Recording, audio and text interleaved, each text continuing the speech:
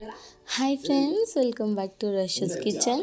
ನಾನಿವತ್ತು simple and ಕ್ವಿಕ್ಕಾಗಿ ಮನೆಯಲ್ಲಿ ಕಾಳು ಮತ್ತು ಸೊಪ್ಪನ್ನ ಬಳಸ್ಕೊಂಡು ಯಾವ ರೀತಿ ಬಸ್ಸಾರು ಮಾಡೋದು ಅನ್ನೋದನ್ನ ತೋರಿಸ್ಕೊಡ್ತಿದ್ದೀನಿ. ಮೊದಲಿಗೆ ಕಾಳು ಮತ್ತು ಸೊಪ್ಪನ್ನ ಚೆನ್ನಾಗಿ ವಾಶ್ ಮಾಡಿಕೊಂಡು ನಾನು ಒಂದು ಕುಕ್ಕರಲ್ಲಿ ನೀರನ್ನ ಇಟ್ಕೊಂಡು ಅದನ್ನು ಕುಗ್ಸ್ಕೊಳ್ಳೋಣ ಅಂತ ಹೇಳಿ ಎರಡನ್ನೂ ಚೆನ್ನಾಗಿ ತೊಳ್ಕೊಂಡು ನಾನು ಇಲ್ಲಿ ಕುಗ್ಸ್ಕೊಳ್ಳೋಕ್ಕೆ ಇಡ್ತಾಯಿದ್ದೀನಿ. ಅಲ್ಲಿ ರುಚಿಗೆ ತಕ್ಕಷ್ಟು ಉಪ್ಪನ್ನ ನಾನು ಸೇರಿಸ್ತಾ ಇದ್ದೀನಿ. ಬೇಕಿದ್ರೆ ಮೇಲೆ ಹಾಕ್ಕೊಳ್ಬೋದು.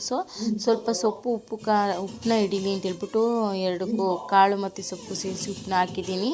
ಅದನ್ನು 4 ವಿಜಿಲ್ಸ್ ಕುಗ್ಸ್ಕೊಂಡ್ಮೇಲೆ ನಾನು ಸೈಡ್ಗೆ ಇಟ್ಕೊಂಡು ಅದನ್ನು ಬಸ್ಕೊಳ್ತಾ ಇದ್ದೀನಿ. ನೆಕ್ಸ್ಟು ಒಗ್ಗರಣೆಗೆ ಸಾಂಬಾರು ಮಾಡೋಕ್ಕೆ ಸಾಸಿವೆ, ಕರಿಬೇವು, ಟೊಮೊಟೊ ಮತ್ತು ಮನೆಯಲ್ಲೇ ಮಾಡ್ಕೊಂಡಿರೋ ಸಾಂಬಾರು ಪೌಡರು, ಹಾಗೆ ಒಂದು ಸ್ಪೂನ್ ಧನಿಯಾ ಪೌಡರು ಇದನ್ನೆಲ್ಲ ಹಾಕಿ ಚೆನ್ನಾಗಿ ಫ್ರೈ ಮಾಡ್ಕೊಳ್ತಾ ಇದ್ದೀನಿ. ಅದನ್ನು ಚೆನ್ನಾಗಿ ಹುರ್ಕೊಂಡು ನೆಕ್ಸ್ಟು ಅದಕ್ಕೆ ನಾನಿಲ್ಲಿ ಸೊಪ್ಪು ಮತ್ತು ಕಾಳನ್ನ ಬೇಯಿಸ್ಕೊಂಡಿದ್ದೆ ಅಲ್ವಾ, ಅದ್ರದ್ದು ನೀರಿದೆಯಲ್ಲ ಅದನ್ನು ಸೇರಿಸ್ಕೊಳ್ಳೋಣ ಅಂತ ಹೇಳಿ ಆ ನೀರನ್ನ ನಾನಿಲ್ಲಿ ಸೇರಿಸ್ಕೊಳ್ತಾ ಇದ್ದೀನಿ. ಸೇರಿಸಿ ಚೆನ್ನಾಗಿ ತಿರ್ಸ್ಕೊಂಡು ನೆಕ್ಸ್ಟು ತುರಿದಿರುವಂಥ ಕಾಯಿನ ಕೂಡ ನಾನಿಲ್ಲಿ ಸೇರಿಸ್ತಾ ಇದ್ದೀನಿ. ಕಾಯಿನ ಹಾಕಿ ಉಪ್ಪು ನಾವು ಆಲ್ರೆಡಿ ಹಾಕಿದ್ವಿ, ಬೇಕಿದ್ದರೆ ಮೇಲೆ ಸ್ವಲ್ಪ ನೋಡಿಕೊಂಡು ಹಾಕೋಬೇಕು.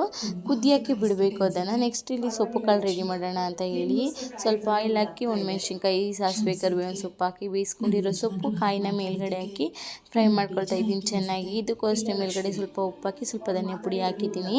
ಇದಕ್ಕೆ ಸ್ವಲ್ಪ ಹುಣಸೆಹಣ್ಣು ರಸ ಸೇರಿಸ್ಕೊತಾ ಇದ್ದೀನಿ ಸಾಂಬಾರಿಗೆ. ಇಷ್ಟೇ, ಹುಣಸೆಹಣ್ಣು ರಸ ಸೇರಿಸಿ ಚೆನ್ನಾಗಿ ಒಂದು 5 ನಿಮಿಷ ಕುದಿಸ್ಕೊಂಡ್ರೆ ಟೇಸ್ಟಿಯಾಗಿರುವಂತಹ ಬಸ್ಸಾಂಬಾರು ರೆಡಿ ಆಗುತ್ತೆ.